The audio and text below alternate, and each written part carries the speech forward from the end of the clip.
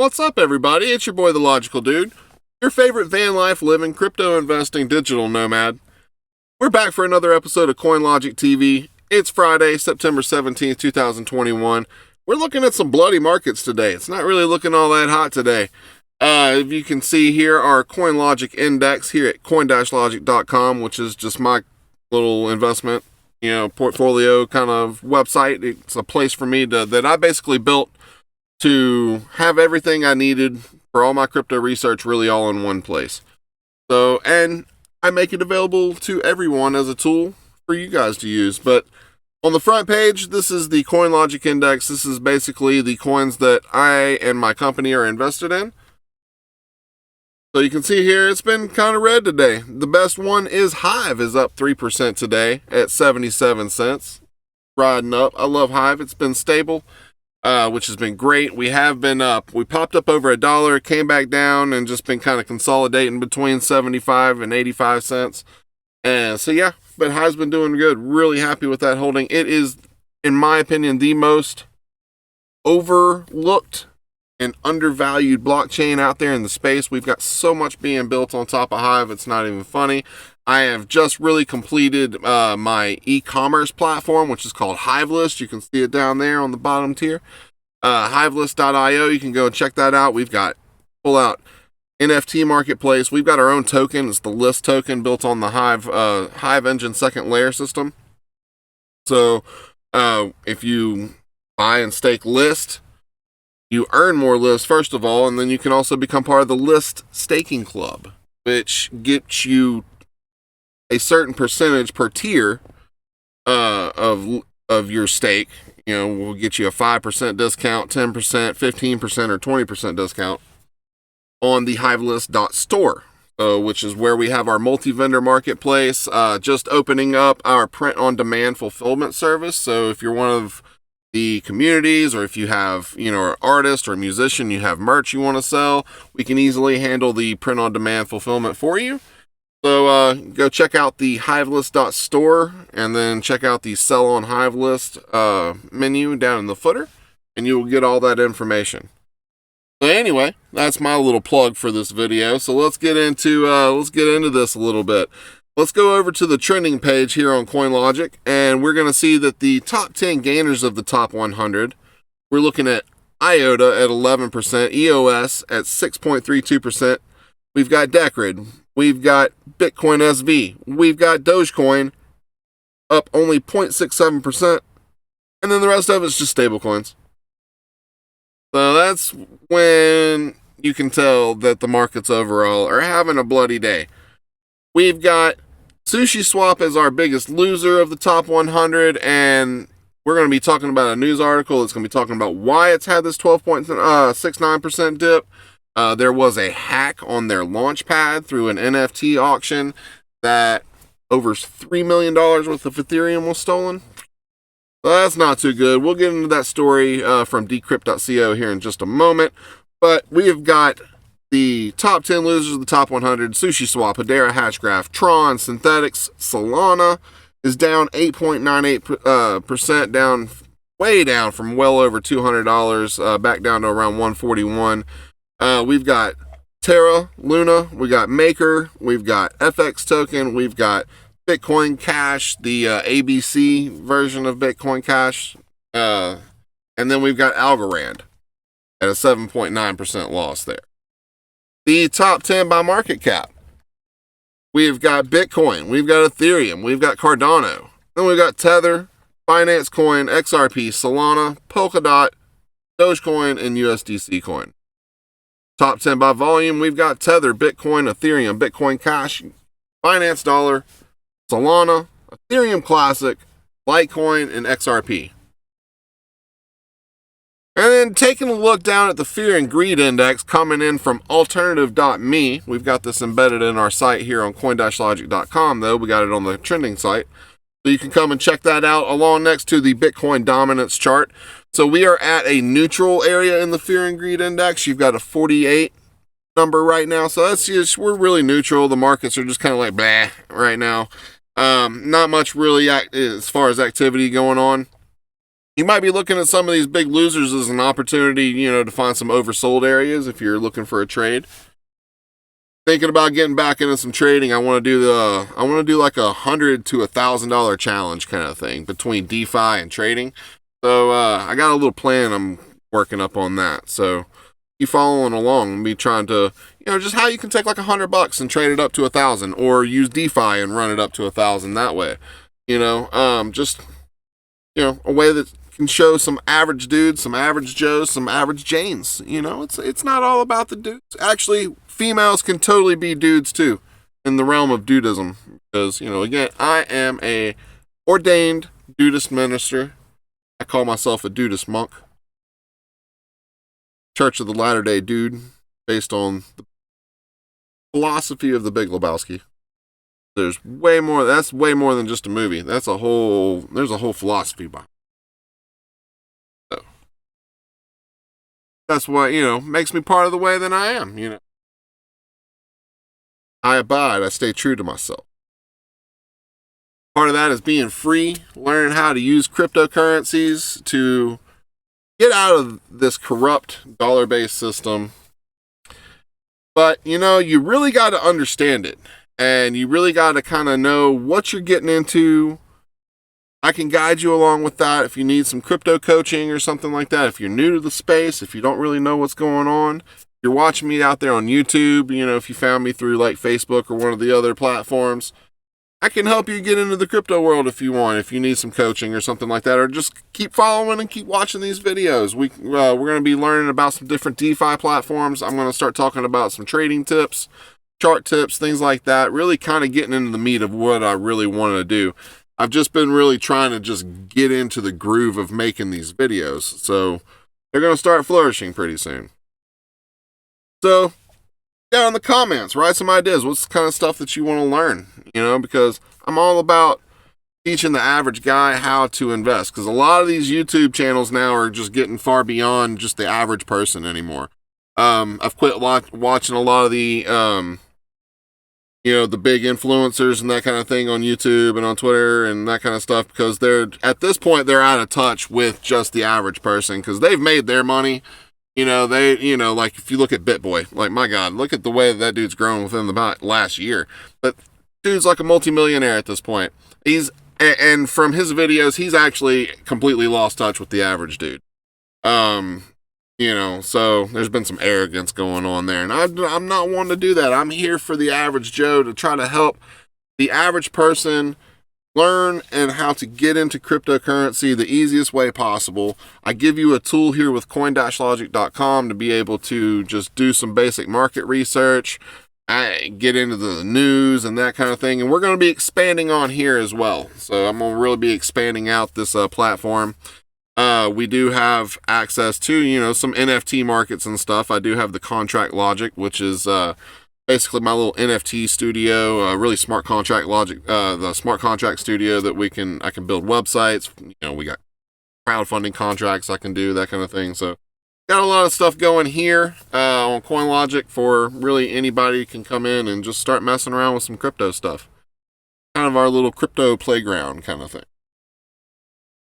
All right, so let's go and take a look at the news center real quick, where I have 4 of some of the top major news sources in crypto. We got AMB Crypto, we got Bitcoin.com, Bitcoin Magazine, and Decrypt.co. We have the RSS feeds running in through there. And so got 4 of the major sources for you to come and check out. Anything other than that, they all become echo chambers. So, but yeah. Let's get into a couple of these news articles that caught my eye. We're going to be talking about this SushiSwap hack. So the SushiSwap token's Launchpad hacked over $3 million in Ethereum.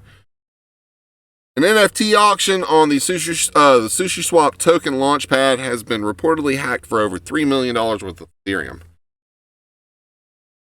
They think they know who the person is, too. It goes on talking about that down in the article. So, but SushiSwap's token platform called Miso was reportedly hacked on Thursday, with the hacker stealing 864.8 Ethereum, approximately $3 million in current prices.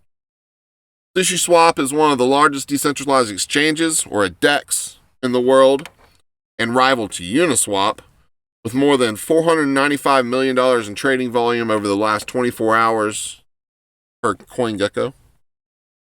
So as described on the project's website, Miso is a suite of open source smart contracts created to ease the process of launching a new project on the SushiSwap exchange. So, it's just it's an open source group of tools, basically. According to the SushiSwap CTO, Joseph DeLong, Miso fell victim to a so-called supply chain attack, which saw an anonymous contractor going under the GitHub handle AristoK3 inject malicious code into the platform's front end and replace the auction's wallet with their own address. That's never fun. Straight up going and just replacing the wallet address so he's getting all the funds. Man, people suck. Thieves suck, period. Thieves break my butthole. The only exploited auction was the @JPEG's Automart auction. The attacker inserted their own wallet address to replace the auction wallet at the auction creation. Affected auctions have also been patched.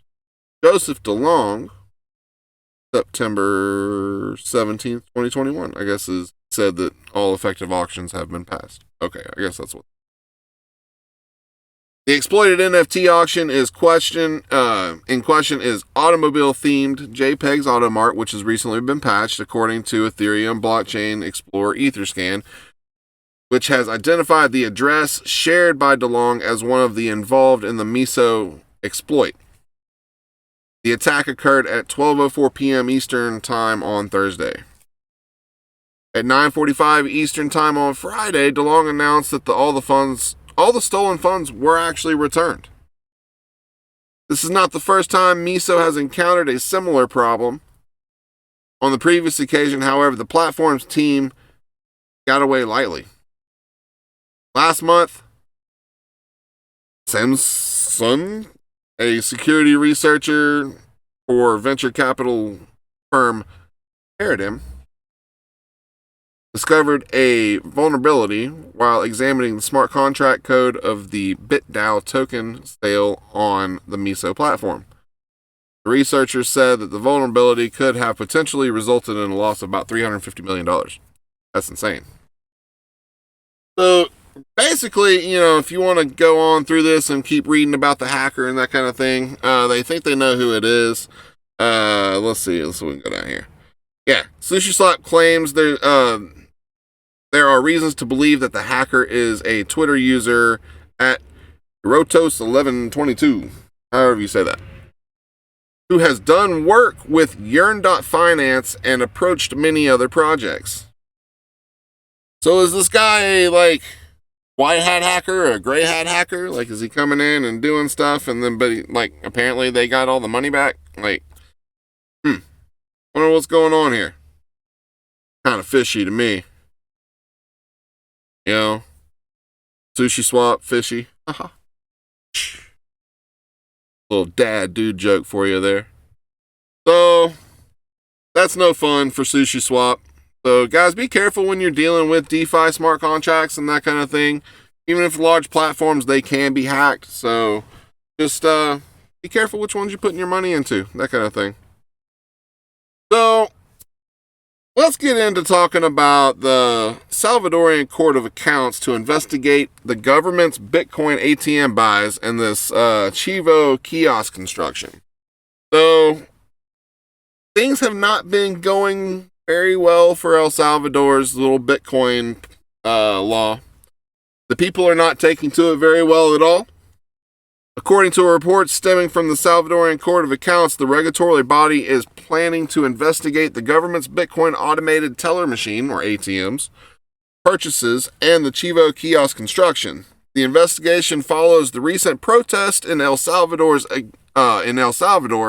against the adoption of Bitcoin as the crowd set fire to a Bitcoin ATM. They're not too happy. It's a human rights group Cristosal, I guess that's how you say it. I don't know. I'm Southern, so I'm gonna say things how I say them. Files complaint against President Bukel's regime. They don't like this guy. On September 15th, a large group of protesters took to the street in San Salvador to protest the new Bitcoin law implemented by Salvadorian President Nayib Bukele. I guess that's how you say it. I don't know. It's not the first time protests against the law have happened. But this time around, Bitcoin's ATM was set ablaze. Following the protest, El Salvador's Court of Accounts is looking into a complaint about the regime's Bitcoin ATM buys and kiosk construction. A document was witnessed by Reuters staff, and the complaint was filed by a human rights and transparency organization called Cristosal. Basically, what they're talking about in here is that the people don't understand it. They don't know what Bitcoin is. Some of them thought they were getting stuff like a physical currency or something like that. They don't know what this Bitcoin is. They think that, and apparently, as going in here through the article, they don't like this guy. Apparently he's, some authoritarian dictator, basically, according to a lot of sources. But that could be them just trying to discredit the dude for trying to bring in Bitcoin into his country, because the IMF sucks and they think that they have to have control over everything.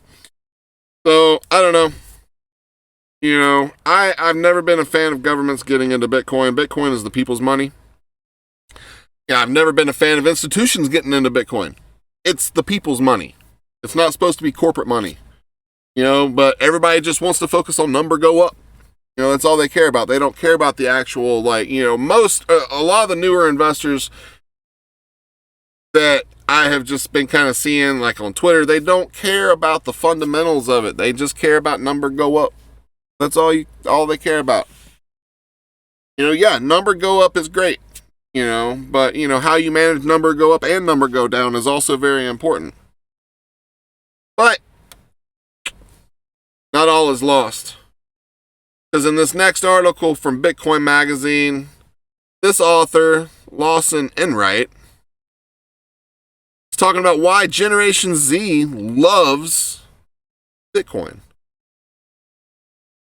And it's really for everything that's going on in the world. The younger people, the younger crowd is realizing that they're going to have to pay for the older generation's mistakes. Like millennials, we're screwed. I'm an elder millennial. I'm 39, so I fall into that elder millennial category. I'm like, 82. So,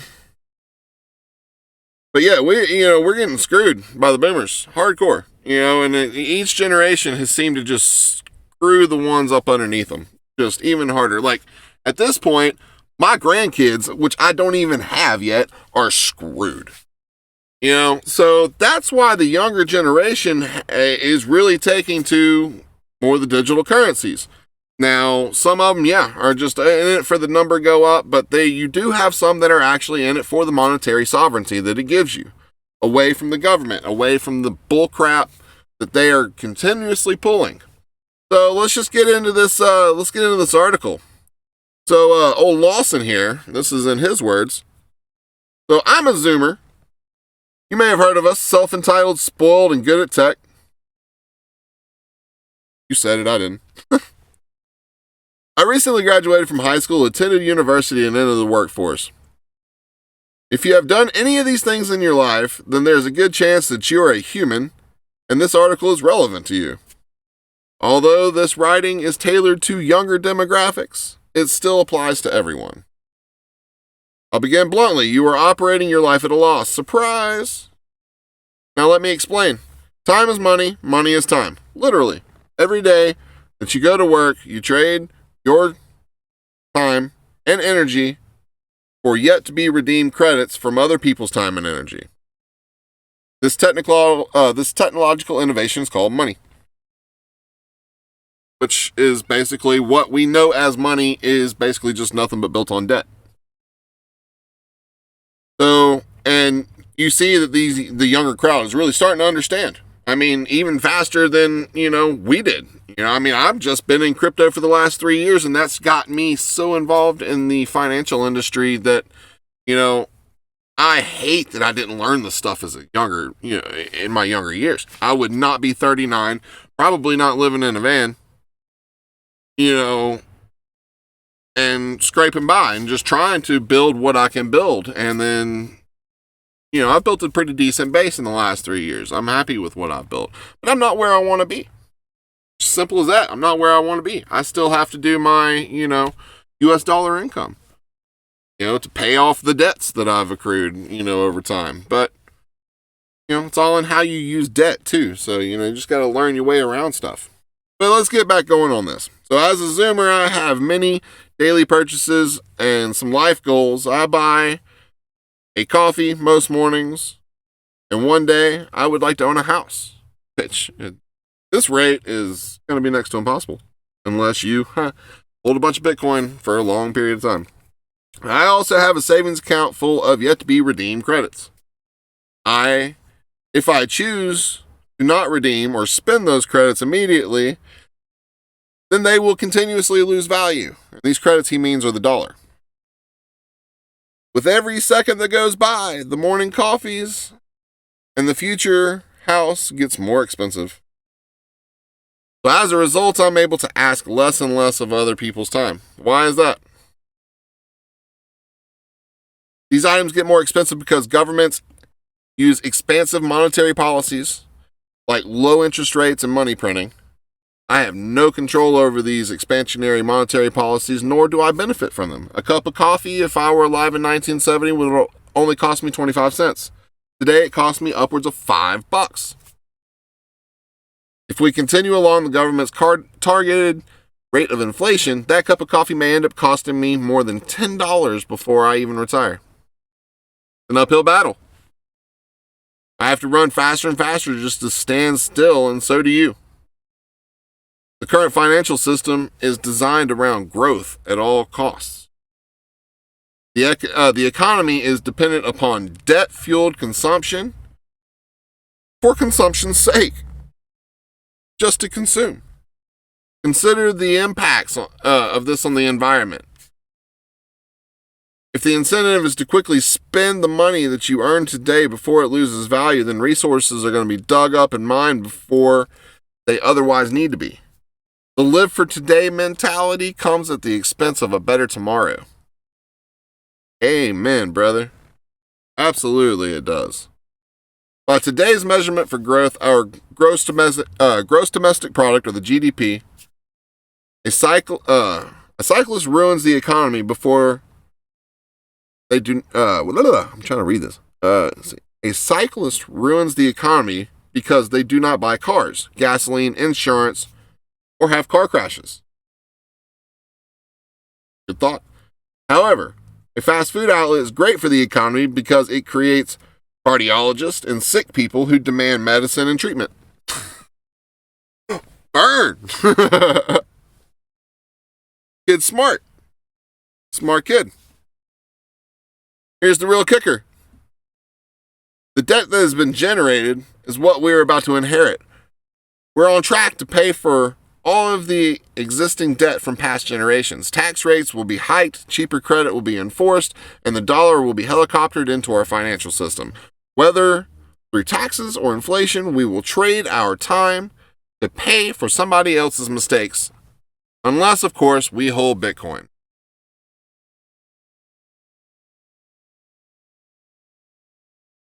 So he goes on to say, a boomer told me once that he has solved the world's debt crisis and explained that future generations will just have to pay for today's consumption. I politely explained back that I store my wealth in an unconfiscatable asset so that I can't be forced to pay for your government's egregious misallocations of resources. I ask this question to you, the reader, or in my case, the listener. Do you as well? Money is probably the most important human construct after mathematics and language. For millennia, societies have employed either a token-based monetary system like gold or seashells, or a ledger-based system like the fiat currencies of today. Throughout human history, the technology used for money has slowly and constantly evolved. A fixed money supply means that human beings more intently vet their spending decisions, act less wastefully, and focus more on what's important for the future. If your time and energy are stored in a non-confiscatable, non-inflationable asset, then you cannot be forced to pay for a previous generation's decisions. How does this sound?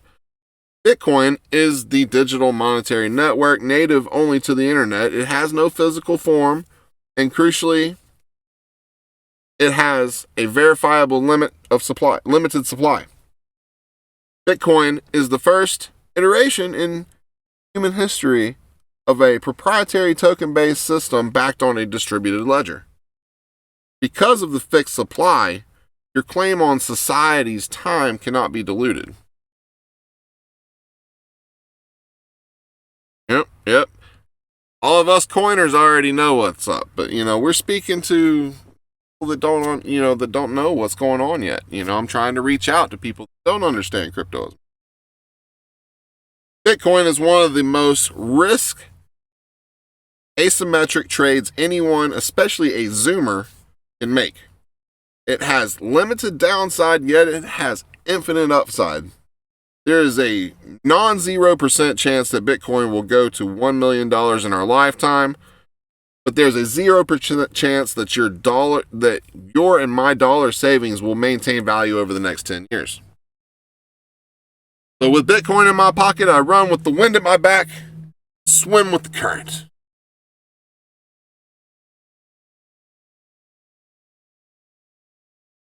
You need to do the same, because I know I have Bitcoin and I run with cryptocurrencies. I love my Hive. And that's the next step. You buy Bitcoin, then you come join Hive. The Hive ecosystem is decentralized, Web3 based social media. We have, podcasting stuff. We've got a whole economy that we're building, basically. We've got NFT games, play to earn. I mean, what more can you ask? Come play a game, come earn money. Pretty cool. Yeah, it's me. So, we're going to be talking about some ways that you can take $100 and we're going to be doing like a DeFi challenge or a trading challenge pretty soon. And just trying to teach some people how they can get in and just get started with crypto with a little bit amount of money and how you can watch it grow. That's what I'm all about. It's trying to help just the average guy get out of this bullcrap monetary policy that they are trying to enforce upon us. You see how they're trying to attack us with these vaccine mandates and stuff. They're trying to do it on a corporate level. So we have to circumvent that by holding a non-confiscatable asset, something they can't mess with. Trust me, they've already tried. They can't do it. They can't tear it down. Plus, they can't regulate faster than we can develop. So we can develop stuff and just keep turning stuff faster than they can regulate. So they're never going to beat us. They think they're going to, but they're not going to. The people are stronger than the powers that are at B, and they know that, but they don't want you to know that. So that's what I'm here for, is to teach you that you have power over your monetary sovereignty by owning Bitcoin and other cryptocurrencies. So that's what we're here trying to teach you at coin-logic.com. Myself, the Logical Dude. And really, come check out the community on Hive. We got a really great community of really smart people that can help you on your crypto journey, help you get started from nothing. Just what you got up here. Because Hive, that's all you need. You don't have to have a bunch of computer miners or anything like that. All you need is a cell phone and an idea, and you start posting just like you do on Twitter, Facebook, any of that kind of stuff. We have interfaces and front ends that you can come and use. We've got like dBuzz, that is basically like our version of Twitter. You can also use it as like an Instagram kind of thing too. Short form microblogging. And then you can come and write, 1,000-word essay if you want. It's up to you. And then the community will come and place value on your posts. Pretty cool. And you can come and you can stake into the system You own part of the system. So it's not like Mark Zuckerberg or Jack Dorsey owning your stuff, because they own your accounts on Facebook and Twitter. You don't own it. They own your data. They own your account. And they can do whatever they want to with it. Where on Hive, you own your account. Your wallet is a username. So like if you see right up here, the very first social link is the logical dude, and that's the Hive symbol. That's also my wallet address. So if you've got some Hive or Hive Engine tokens, great place to send them. So you can also use the QR code that's right down below there and go and sign up using my Hive referral code. It just really alerts me that somebody, signed up with my referral code, and I can come and help guide you along the Hive journey. So especially if you're wanting to get on this nomadic life and wanting to learn how to travel the world and that kind of thing and not be tied down to any, one place, one thing, learn how to get into crypto. It'll change your life. So that's it for me today. You guys have a great one. Be cool, be real, always abide.